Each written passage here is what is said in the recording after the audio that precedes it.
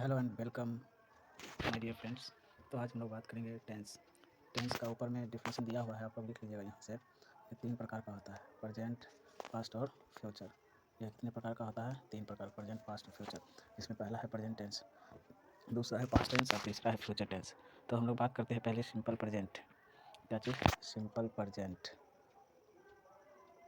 तो इसमें इसका आप लोग कह सकते हो कि जिस हिंदी वाक्य के क्रिया के अंत में ता है, ती है, ते हैं, ते हो इत्यादि हो, तो ऐसे वाक्य सिंपल प्रेजेंट टेंस के होते हैं। और दूसरा है आपका इसमें इसी में इसका स्ट्रक्चर है असर्टिव या अफर्मेटिव रूल। यहाँ पर रूल है लेकिन हम लोग का उसको स्ट्रक्चर भी कर सकते हैं। तो इसका असर्टिव या अफर्मेटिव रूल है सब्जेक्ट प्लस V1 या V5 प्लस सब्जेक्ट, यानी सब्जेक्ट प्लस V1 या S या ES प्लस सब्जेक्ट। ठीक, जैसे देखिए एग्जांपल में, एग्जांपल हम लोग देख लेते हैं इसका।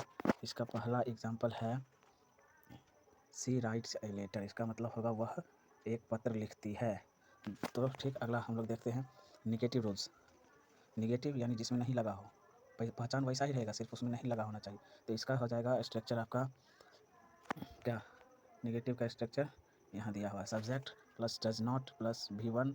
यहाँ पर डज नॉट ही दिया हुआ है, डू या डू नॉट भी हो सकता है, V1 या वर्ब 1 या वर्ब 5 प्लस सब्जेक्ट। क्लियर? तो इसमें हम लोग एग्जाम्पल इसका देख लेते हैं। एग्जाम्पल है she does not write a letter, यानी वह एक पत्र नहीं लिखती है। क्या एग्जाम्पल में है कि वह एक पत्र नहीं लिखती है। क्या नहीं करती है? पत्र नहीं लिखती है। हम लोग क्या कहते हैं सिंपल प्रेजेंट में क्या पढ़े थे कि वह एक पत्र लिखती है, ती है आ रहा है सिंपल प्रेजेंट, पहचान देखिएगा ध्यान से। और दूसरा एग्जाम्पल में नेगेटिव का क्या पढ़ा? वह एक पत्र नहीं लिखती है। तो समझ में आ गई? आगे बढ़ते हैं हम लोग।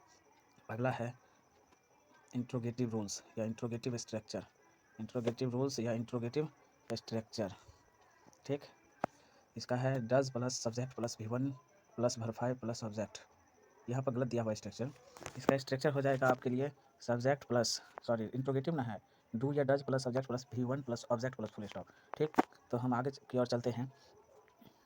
यहाँ देख रहे हैं, यहाँ यहाँ यही गलत है, यहाँ वर्ब 5 नहीं होगी।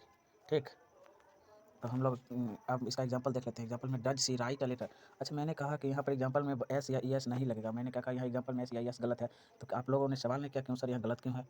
मैं बताता हूँ आपको। अगर गलत नहीं रहता तो यहाँ पर V5 का प्रयोग क्यों नहीं किया गया? क्योंकि यहाँ तो थर्ड पर्सन सिंगुलर ही है, फिर भी वर्ब 5 का प्रयोग नहीं किया गया, इसीलिए यह स्ट्रक्चर गलत है। ये मैंने क्या कहा?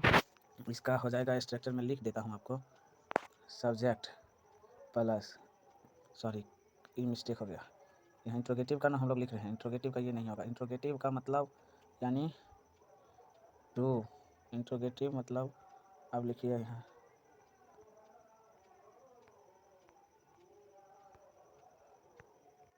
मैंने क्या बता रहा था? इंट्रोगेटिव का स्ट्रक्चर। इंट्रोगेटिव का स्ट्रक्चर होता है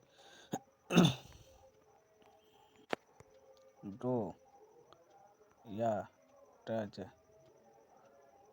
डू या डज प्लस V1, सब V1 नहीं, डू या डज लगा दिए, उसके बाद सब्जेक्ट, उसके बाद V1 के बाद सब्जेक्ट, उसके बाद प्लस V1 प्लस ऑब्जेक्ट।